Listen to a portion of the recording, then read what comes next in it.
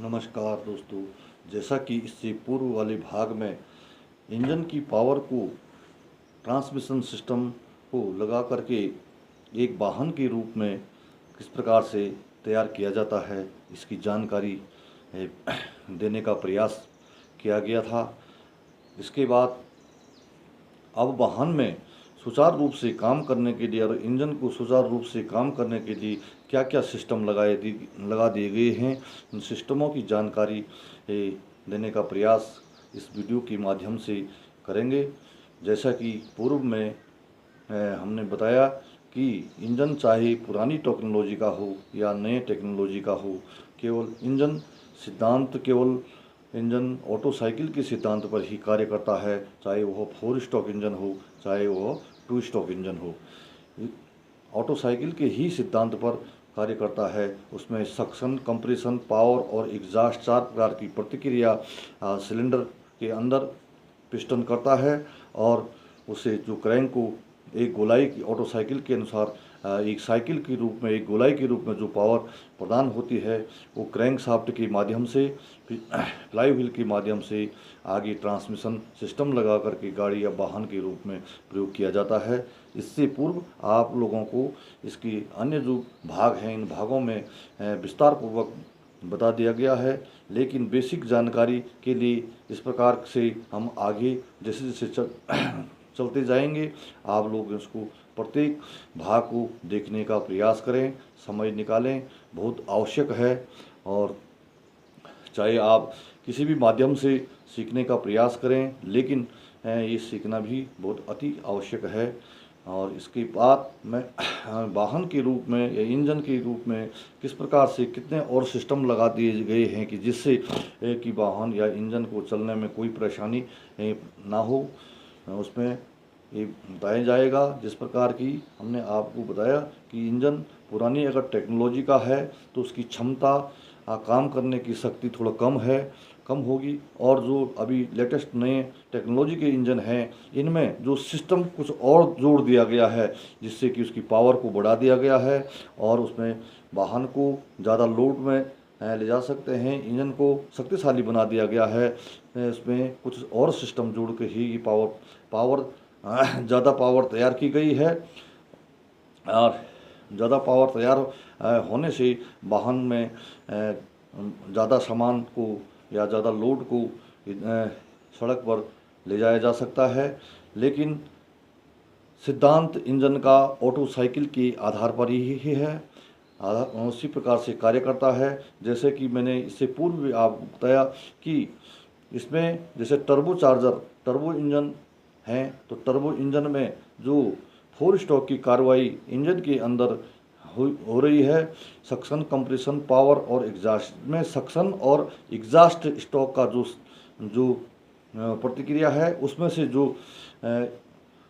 उसकी Civic centimetre CC जिसको कहते हैं उसको बढ़ा दिया गया है। लेकिन ये कैसे हुआ? एग्जॉस्ट स्ट्रोक के समय एग्जॉस्ट मैनिफोल्ड से एग्जॉस्ट वाल्व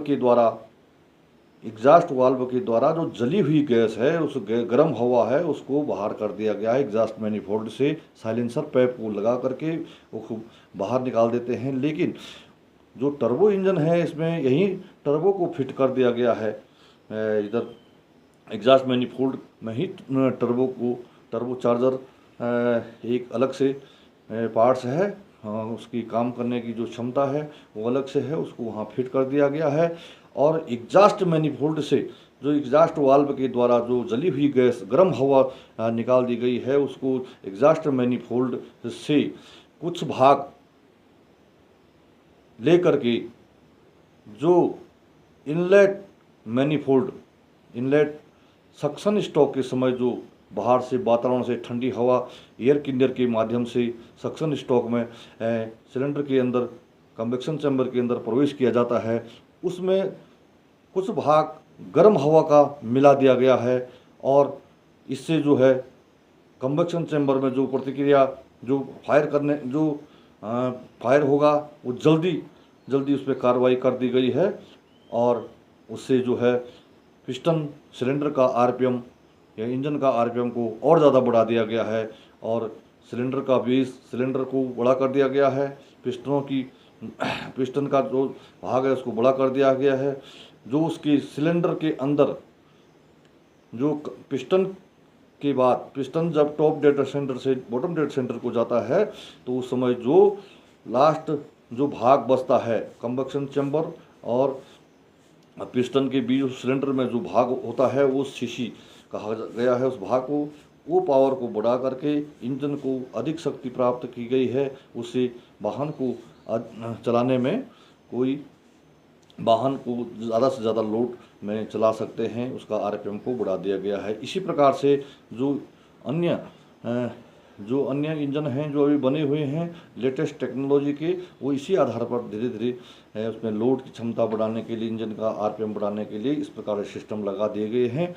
अब इस पूर्व में इसके बाद जो हमने वाहन में और क्या सिस्टम प्रयोग किया है, जैसे कि पूर्व में बताया गया है कि इंजन के अंदर लुब्रिकेशन सिस्टम को प्रयोग किया गया है। पार्ट्सों में जो घिसावट ना आए और पार्ट्सों को का तापमान बना रहे, उसके लिए लुब्रिकेशन सिस्टम, उसमें मोबिल ऑयल चलाया जाता है। और उससे बाहर ब्लॉक के जो वाटर जैकेट बने हुए हैं, जो अलग से गैलरी बनी हुई है पूरे ब्लॉक में, उसमें कूलेंट या वाटर पंप के माध्यम से चलाया गया है। नंबर 2 सिस्टम रेल लगी है। नंबर 3 सिस्टम जो इसमें लगाया गया है इलेक्ट्रिकल सिस्टम में सेल्फ स्टार्टर की मदद से अल्टरनेटर से अल्टरनेट करंट, ऐसी करंट को बना करके वो वाहन को कार्य करने में, चाहे इग्निशन कंप्रेशन इंजन को जो स्पार्क प्लगों को जो फायर करने के लिए डिस्ट्रीब्यूटर के माध्यम से जो करंट दिया गया है, वो भाग इसमें लगाया गया है, वो सिस्टम लगाया गया है फायर करने के लिए। और डीजल वाहनों में गाड़ी को स्टार्ट करने के लिए, लाइटों को जलाने के लिए इत्यादि जो भी फंक्शन है इंजन के अंदर करा दिए गए। 3 सिस्टम लगा दिया गया है। चौथा सिस्टम इंजन की पावर को बढ़ाने के लिए इसमें टर्बो चार्जर सिस्टम जो लगाया, वो भी आपको इस माध्यम से बता दिया गया है। आप पीछे जब इंजन की पावर को हम ट्रांसमिशन सिस्टम को लगा करके एक वाहन का रूप प्रयोग करते हैं तो उसमें क्या क्या सिस्टम लगाए जाते हैं। जो इंजन की चाल है, उस चाल को क्रोन पिनियन तक पहुंचाने के लिए जो सिस्टम है वो ट्रांसमिशन सिस्टम, जो सबसे बड़ा भाग है वो ट्रांसमिशन सिस्टम का कहलाया गया है। जो कि इससे पूर्व मैंने बताया कि क्राउन व्हील, बेविल पिनियन, सन पिनियन और स्टार पिनियन किस प्रकार से काम करते हैं। और उसमें हाफ एक्सल फिट करके और उसमें दोनों साइड पहिए जोड़ दिए गए हैं और पिछले पहियों में पावर दी गई है रियर व्हील ड्राइव वाले इंजन या ड्राइव वाले वाहनों में। और पिछले जो पहियों में जो पावर आती है उसके माध्यम से अगले पहियों को चलाया जाता है। तो ये यहाँ पर तक ट्रांसमिशन सिस्टम पूरा होता है।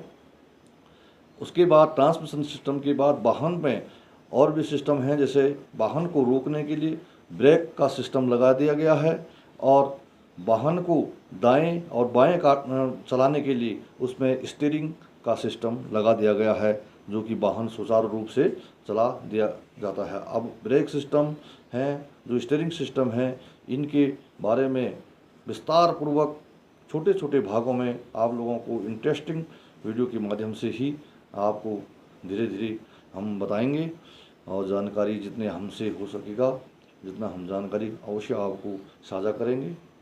और जहाँ तक कोशिश है कि सत्य और सही चीज़ को बताने की कोशिश कर दी जाएगी। और इसके बाद जो ब्रेक सिस्टम के बाद इसमें एक सिस्टम फिर सस्पेंशन सिस्टम होता है, क्योंकि गाड़ी को जब रोड पे चलाया जाता है तो गाड़ी में उबड़ खाबड़ सड़क है और उसमें गड्ढे हैं और कहीं पर रोड ख़राब होती है, तो उसको वाहन को मेंटेन रखने के लिए इसमें सस्पेंशन सिस्टम लगा दिया गया है, जिसमें शॉकर जिसको शॉकर बोलते हैं, शॉक ऑब्जर्वर लगाए दिए गए हैं। और रोड स्प्रिंग जो कमानियाँ होती हैं, इसमें कमानियाँ फिट कर दी गई हैं।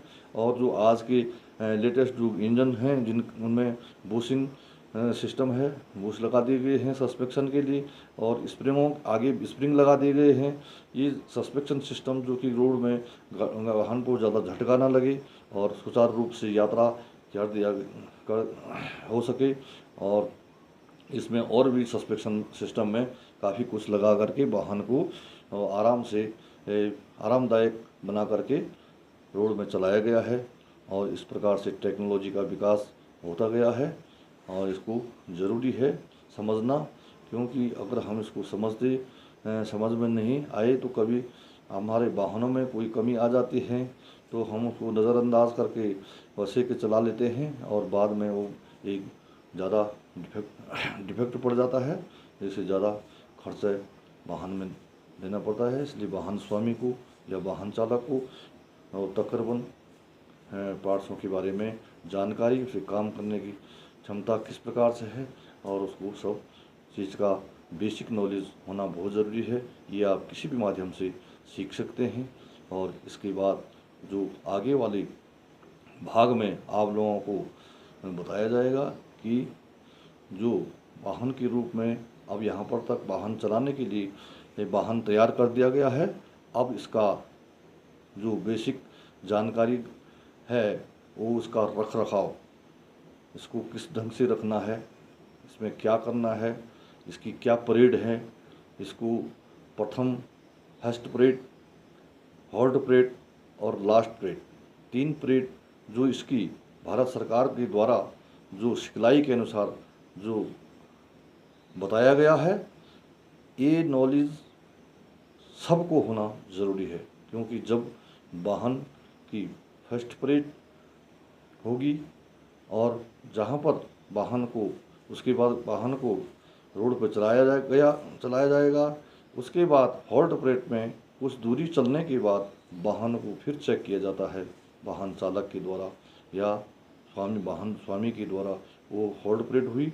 और लास्ट परेड जो होगी इसकी, जब वाहन पूरा काम करने के बाद अपने घर में ले आता आदमी, उसके बाद उसको किस ढंग से पूरी कार्रवाई चेक करना है कि इसके बाद इसमें कोई डिफेक्ट वगैरह इस प्रकार का कुछ नहीं पड़ा है और जो दूसरे दिन के लिए वाहन अगली बार के लिए चलाने के लिए तैयार है या नहीं है। इतनी जानकारी प्रत्येक वाहन स्वामी को, वाहन चालक को होनी चाहिए। और इस प्रकार से यहाँ पर आगे के भाग में बताया जाएगा। जो वीडियो काफ़ी इंटरेस्टिंग होगी और जो लोग इसके माध्यम से सीख रहे हैं या उनकी समझ में आ रहा है तो बहुत अच्छी बात है। और अगर वो ना समझें तो इसके बारे में जानकारी नहीं हो पा रही है तो प्रैक्टिकलों के माध्यम से और इस प्रकार से ब्लैक बोर्ड के माध्यम से और इस प्रकार से जो ऐपों ये मोबाइल के ऐप के माध्यम से ऑनलाइन भी इसको हम चला सकते हैं। अगर कोई इंटरेस्टिंग हो बच्चे किसी की जानना कोई समझे तो ऐसा कुछ नहीं है कि हमारी तरफ से इस प्रकार का कुछ वो नहीं है। फिर भी हम कोशिश करेंगे कि जितना हमको ट्रेनिंग में बताया गया है और ये औद्योगिक प्रशिक्षण संस्थानों से जो हमने ट्रेनिंग ली है ITI इत्यादि से, और वो जितना हम जानकारी लेंगे या पुस्तकों के माध्यम से भी आपको आगे बताने की कोशिश करेंगे। धन्यवाद, नमस्कार।